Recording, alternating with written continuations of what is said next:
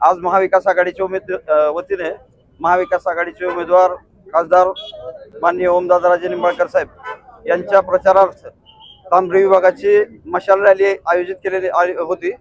त्या निमित्ताने आम्ही महाविकास आघाडीचे सर्व घटक पक्ष शिवसेना, काँग्रेस, राष्ट्रवादी काँग्रेस, आम आदमी पार्टी याचप्रमाणे इतर सर्व मित्र पक्ष आम्ही सर्वांनी मिळून आज ही रॅली काढलेली आहे।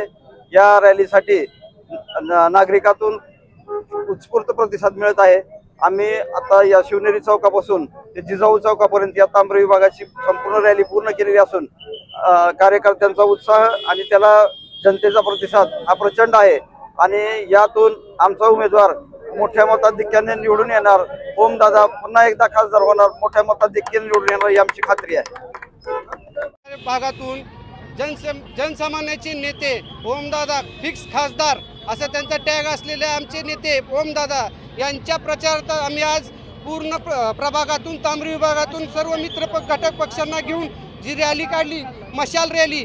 या रॅलीचं आयोजनाचं कारणच होतं की जो अंधार आपल्या भागामध्ये जो अंधार पडलेला आहे, गेल्या 35-40 वर्षामध्ये जी लोकांनी अंधार केलेला आहे त्याचा उजेड करण्यासाठी हा नेता जन्मलेला असून ओमराजे आज फिक्स 2 लाख मतांनी विजयी व्हावे यासाठी आम्ही या रॅलीचं आयोजन केलेलं आहे।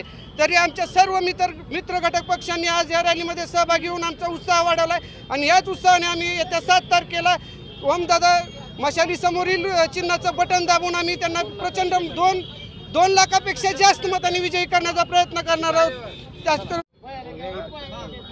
आज महाविकास आघाडीची ज्या ठिकाणी मोठ्या प्रमाणात आमचा गणपती साजरा होतो तांबरी गणेश मंडळ, या ठिकाणीहून तांबरी गणेश मंडळाचे सगळे मित्र आमचे आणि रम्नसम्राट गणेश मंडळाचे यांनी अतिशय मोठ्या पद्धतीने शिवनेरी चौकातनं रॅली काढली।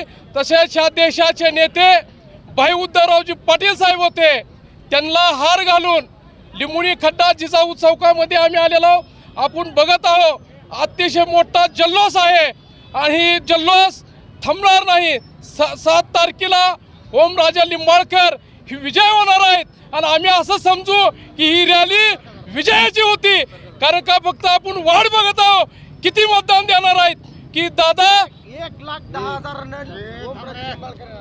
ओमराजे निंबाळकर साहेब हे 2 लाख मतांना का निवडून येणार आहेत ह्याचं कारण सांगतो मी की आपण एखादा संसदेमध्ये खासदार पाठवत असताना त्या खासदाराचे प्रश्न असतात, ओबीसीचे प्रश्न असतील, आमच्या मराठी बांधवाचे प्रश्न असतील, अल्पसंख्याकांचे प्रश्न असतील, ही प्रश्न मांडण्यासाठी आपण तिथं खासदार पाठवत आहोत। आपण बघतो आपल्या बाजूचा खासदार त्यांचं काही कार्य नाही, त्यांना साधं बोलता येत नाही।